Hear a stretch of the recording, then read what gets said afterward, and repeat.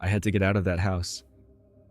My dad and I had been fighting again, and I just needed some space.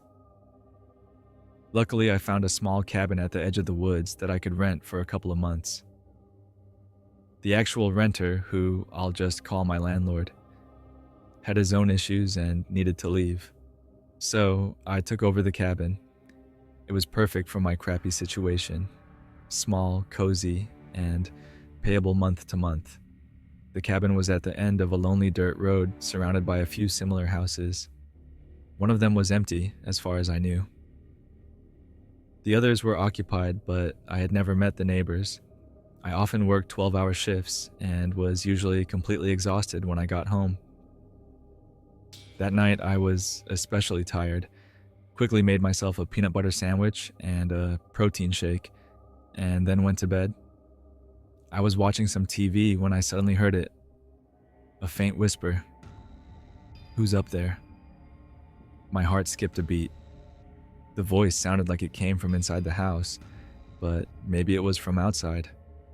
I turned off the TV and crawled to the small window above my bed. I couldn't see anything outside, but it was very dark.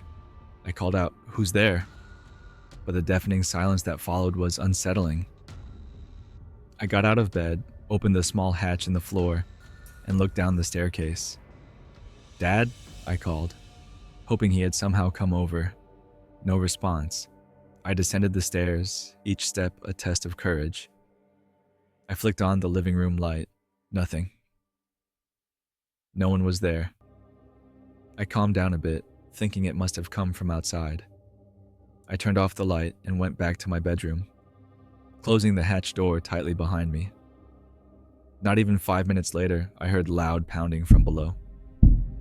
It sounded angry, like someone was trying to scare me. Now I was certain someone was in the house. I lay completely still, too terrified to move. The scariest part was that the door had no lock.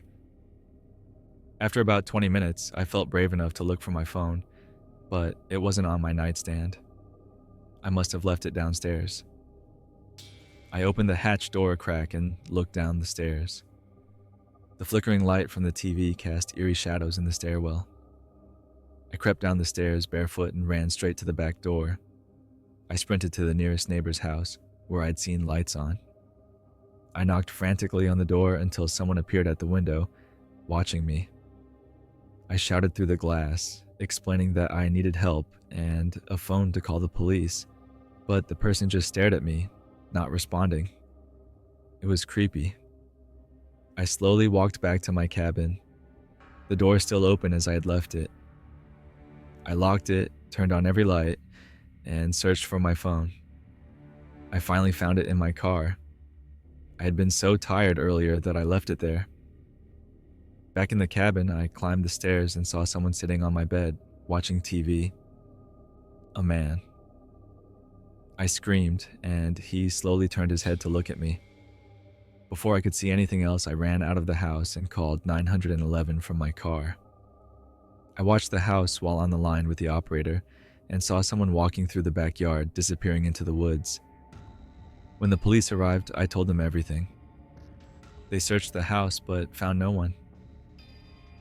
The officer asked if I had somewhere else to stay for the night. Swallowing my pride, I went back to my dad's house.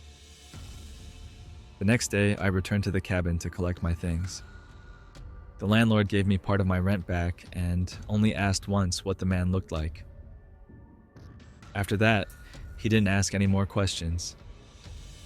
Something about the whole situation was strange. The creepy neighbor ignoring me, the landlord's sudden need to leave, and the break-in. Maybe it was all connected, maybe not, but it still haunts me.